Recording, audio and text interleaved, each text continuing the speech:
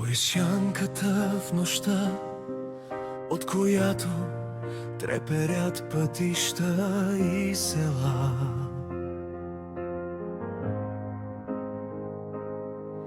Той е ангел не по име, а по съд и по съдба, щит за честта, поругана, защитник на всяка жена. Защо името му стана клетва? Защо мълчанието умря? Какво превърна човека в буря, в огън, в съдба? Защото срам докосна семейството му, защото злото преля.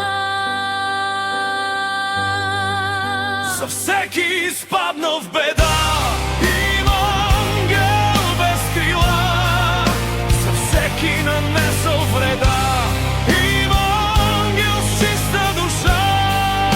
За всеки прекарнал греха има ангел на чиста.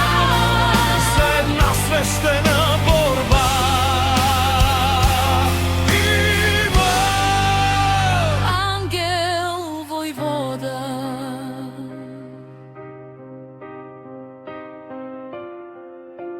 Кой пише с куршум закона без съсъти? Присъда Ангел войвода. Войводи суме и с куршум.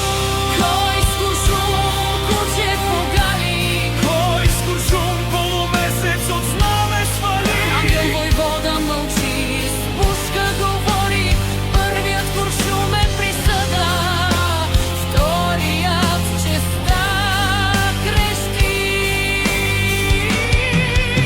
За всеки изпаднал в беда има ангел без крила. За всеки нанесъл вреда има ангел с чиста душа. За всеки прегърнал греха Има ангел на чиста. за една свещена борба има Ангел войвода.